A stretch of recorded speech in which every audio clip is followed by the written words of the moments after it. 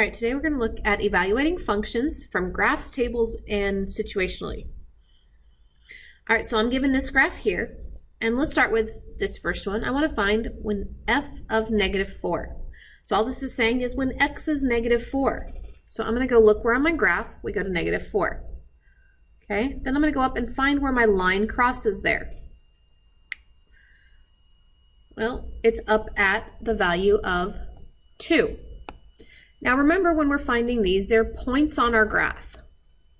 So f of -4 equal to 2, well, my point there is -4, 2.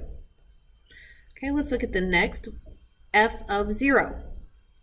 So I'm going to look at my graph and see where x is 0.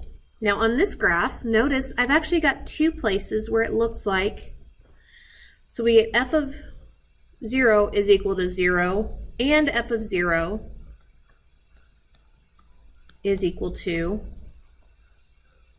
-5. So I actually have 2 points here. I get 0, 0, and I get 0, -5. No, that's y0, sorry. Sorry, wrong thing there, guys.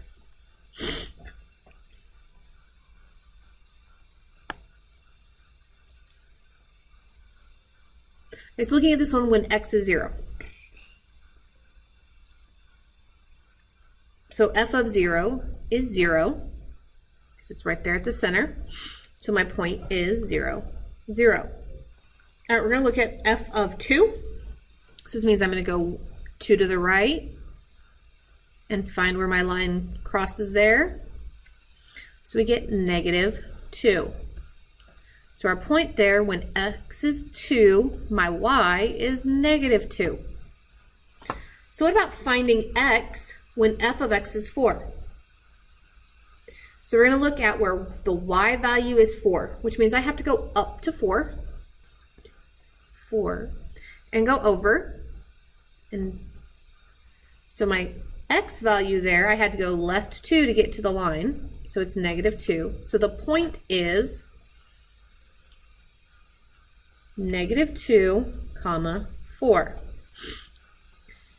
Okay, what about when x, to find x when f of x equals 0? So this is where y equals 0, anywhere we're crossing the x-axis.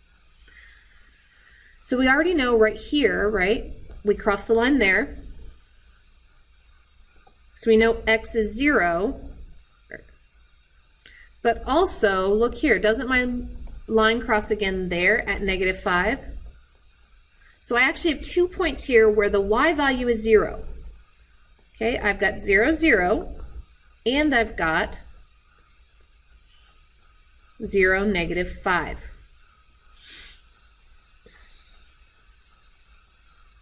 So when we're looking at the graph, we're taking whether they give us the x or the y, and just going that direction to find. All right, let's look at from a table. So I'm given this table here, and I want to find when f of -4. So I'm going to look for where x is -4. So I'm going to look in this left-hand column, and I'm going to find the y value that goes with that. So that's -5. So my point there is -4, -5. What about when f of 0? Okay, so x is 0. So then y is 3. So the point is 0, 3. What about f of 6? Okay, we find on our table where x is 6 and the y value is 15. So that's the point, 6, 15. Okay, so we're going to find x when f of x equals 15. So we're looking for where is y 15. So going down the y column, or the f of x column, find 15. Well, that's 6. So x equals 6 in that case. Or we have the point 6, 15. And what about when x is -1? Or sorry, not when x, when f of x is -1. we need to find x. So we got -1, so we're looking in the f of x column, find -1, and we get the x value of -2. So our point is -1, -2. Now, if I'm given this function c of x equals 18x minus 10, and that represents the cost in dollars of buying x number of tickets to Lizzo concert with a $10 coupon. How much does it cost to buy 7 tickets? So first off, what is the function? Okay, so they give us that. What are they asking us to find? Total cost for 7 tickets. Now remember, what was tickets represented in our function? That was the x value. So they're giving us the x to plug in. C of x is going to be our total cost. So x equals tickets, number of tickets, and C of x equals total cost.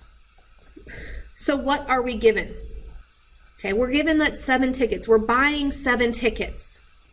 So all we have to do is plug in the 7 for x and simplify. So we're finding C of 7 is equal to 18 times 7 minus 10. So 18 times 7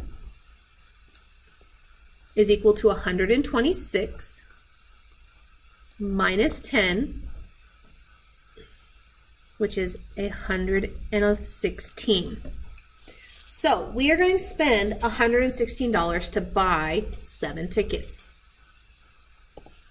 All right, the functions, so we're using the same function again, but this time, how many tickets can you buy with $136? Okay, so again, what is our function? We're using that same function. What are we being asked to find? We're being asked to find how many tickets we can buy with $136. So what are we given? Okay, that $136.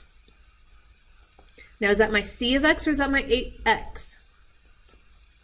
Okay, it's going to be the C of x. That's our total cost, right? So we're looking at 136 is equal to 18x minus 10.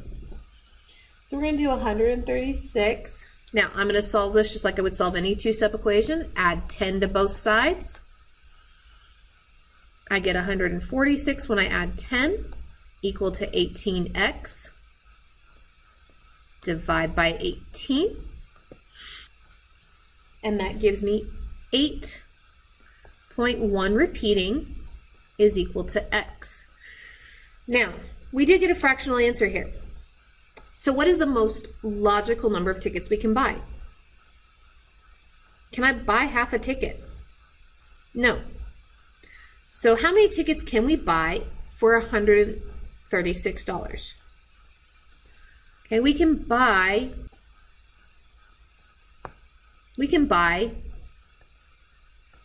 8 tickets. So in this case, we're going to round down because we can't buy more than what we have money for. So given that for $136, we can buy 8 tickets with our $10 coupon. Okay, I'm given, same scenario. So what does it mean if I've got C of 5 equals 80? Okay, well, we're plugging in 5 for x, and I get out $80. So what does this mean? Okay, all it means is that I can buy 5 tickets for $80. All right, that's all I have for you in this video. I'll see you in the next.